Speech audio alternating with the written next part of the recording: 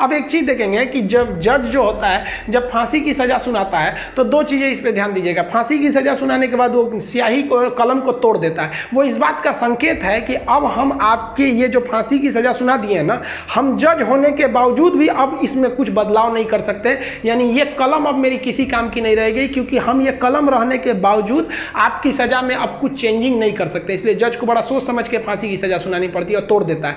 ये तोड़ने की प्रक्रिया एक संकेत है, ऐसा नहीं है कि उसमें तो दूसर कलम से नहीं लिख देगा, ये केवल एक दिखाने के लिए संकेत होता है। कैसे दुल्हा जाता है तो एक परछावना होता है उसका, वैसे एक तरह से समझिए तो ये। और इस पे लिखा जाता है टू हैंग टिल डेथ, लटकाओ तब तक जब तक मर न जाए। क्योंकि इतिहास में एक बार घटना हुई थी, एक जज साहब ने फैसला सुना दिया था कि इस अपराधी को फांसी पर लटका दिया जाए। अब जब उसे लटकाया गया तो कहा जाता है कि वकील जो था वहाँ पे ऑब्जेक्शन कर दिया कि लटका दिए, अब हटा दीजिए, क्योंकि आपने ये कहा है कि लटकाया जाए तब तक जब तक ये मर न जाए। अब तो लटकाने का फैसला दिए तो फांसी पर लटक गया, आप जल्दी उतारिए। इस तरह की एक कई सारे पहले के मिथ हैं। अब इसके 100% सत्यता की हम गारंटी नहीं लेते हैं, क्योंकि ऐसी कहानियां बहुत हैं। तो वो लिख देता है कि हैंग टिल डेथ, तब तक लटकाइए जब तक ससुरा मर नहीं जाता है। तो फांसी की जब सजा दी जाती है तो जल्लाद जब सजा दे देता है तो वहाँ एक मजिस्ट्रेट रहते हैं, एक डॉक्टर रहता है और जेल सुप्रिटेंडेंट रहता है। फांसी पे लटके ही रहिएगा, डॉक्टर चेक करेगा, ससुरा अभी बचल है, छोड़ दो, अभी 10 मिनट और छोड़ दो।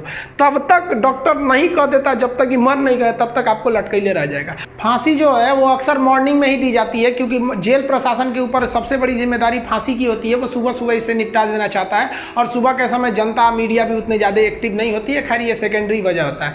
फांसी घर में जब कैदी को लाया जाता है तो जल्लाद इस कैदी का चेहरा नहीं देख पाता है, क्योंकि पुलिस पहले ही उसके चेहरे को काले कपड़े से ढक देते हैं। जल्लाद जो होता है उसे काले कपड़े में पहना के फिर फांसी पर लटकाता है। इसे कपड़े ढकने का एक और रीज़न है कि जब फांसी लगाई जाती है, किसी को फांसी दिया जाता है, तो उसके आँख वगैरह काफ़ी मतलब तड़पता है, तो एक होता है ना कि थोड़ा सा खराब लगेगा उस वजह से। तो यहाँ पर जो जल्लाद होता है इसे पहले ही, इसको फांसी लगाने से पहले इसके कपड़ा ढक के इसको लटका दिया जाता है। लटकाने से पहले इसे जब फांसी देना होता है तो उससे पहले इससे पूछी जाती है आखिरी ख्वाहिश। यहाँ वो अपने पसंद का खाना खाने को कह सकता है, अपने रिश्तेदारों से मिल सकता है, या कोई धार्मिक ग्रंथ कह सकता है कि हम उसको पढ़ना चाहते हैं। इससे ज़्यादा उसकी कोई ख्वाहिश नहीं पूरी की जाएगी। ऐसा नहीं कहेगा कि हमको मर्सिडीज में घुमा दीजिए, ये मरने वाला होता है, इसकी ख्वाहिश क्या बची रहती है। इन सबको तो अपने तबीयत खराब हो जाता है।